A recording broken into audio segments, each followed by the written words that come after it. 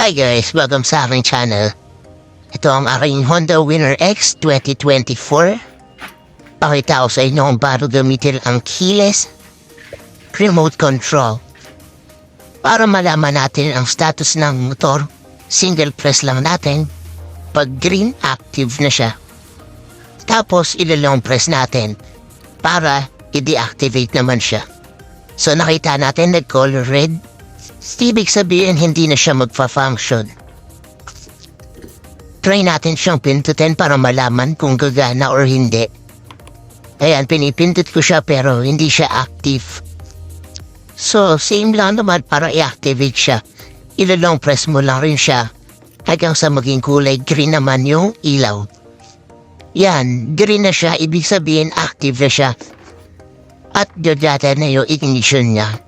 Push muna natin. Yan, magiging color blue, ibig sabihin active na siya. Turn nyo pa clockwise. Unang twist ay seat, pambukas ng seat. Second click naman niya ay start na yan. Makikita nyo yung panel, gagana na siya. Diyan yung makikita kung nasang gear na. Try natin i-start. Alright, yung umandar na yan. Yung ABS na ilaw mawawala yan kapag umandar ka na maya-maya. Okay, paano naman patayin? Sa counterclockwise lang natin yung ignition.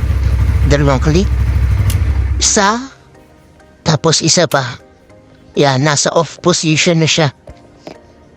Para naman i-off, counterclockwise, push, tapos counterclockwise. Try natin. So, dapat pala naka full left yung manibela para mag-lock. Nakita niya namatay yung ilaw. Tapos ipupush natin para mag-activate ulit siya. Then push, then twist para sa lock ng manibela. Ilang seconds lang makikita nyo, mawawala na rin yung ilaw, mag-off. Pero nakikita nyo dito yung indicator ng susi. Ibig sabihin active pa rin siya. Kaya kailangan nyo i-deactivate. Kasi magagamit yan. Basta active yung status niya, kaya i-off natin. Long press hanggang sa mag-red. Ayan, hindi na active yung status niya. Kaya naka-off na yan, hindi nagagana yung ignition nyo. Papakita ko naman sa inyo paano yun ang alarm. Another safety feature ni Honda Winner X. Pipindutin nyo lang yung itaas na isang beses. Narinig nyo nag-beep, tas may pangalawang beep pa yan para indicator na active na yung alarm niya. At makikita nyo yung red na indicator na ilaw, nagbiblink, ibig sabihin active na yung alarm niya. Tara, subukan natin pa-alarmin siya. Gagalaw-galawin ko lang, i-wiggle-wiggle ko yung manibela hanggang sa tumunog. Testingin natin. So yun na nga, tumunog na siya. So para patayin, pindutin lang na isang beses yung alarm button sa remote, then mamamatay na siya. Yung sa taas, alarm button, yung sa ibaba, para sa ignition button.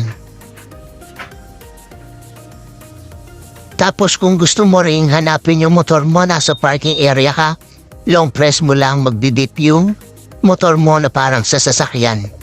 Pakita ko naman sa inyo kung paano bubuksan yung upuan para pag halimbawang magagasolina. So yan, hindi pa siya active, hindi natin mabubuksan. So kailangan muna natin i-activate siya by long press hanggang sa maging green yung ilaw ng remote. Ayun na nga mga boss, binuksan ko na siya, so active na yung status niya. Clockwise, one click, pindutin nyo lang yung seat na button, then ma-unlock na yung upuan niya at pwede nyo na siyang buksan. Tadaan! Ayan. So ready na siyang kargahan ng gas, tas tulak nyo lang para mag-lock ulit siya, then double check nyo kung nag-lock na. So yun lang mga boss, shinare ko lang to kasi para dun sa mga galing sa mga disusi, tas first time magkakaroon ng or makakagamit ng keyless na motor. Meron namang demo bago ibigay sa inyo yung motor, papakita sa inyo ng dealer. Pero syempre minsan sa sobrang excitement, nakakalimutan natin. So basic lang naman yung mga yan. Pero syempre minsan nakakalimutan nating basahin yung manual or tinatamad tayo, pero lahat yan nasa manual.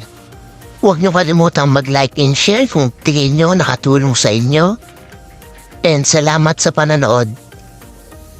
Alright, bounce!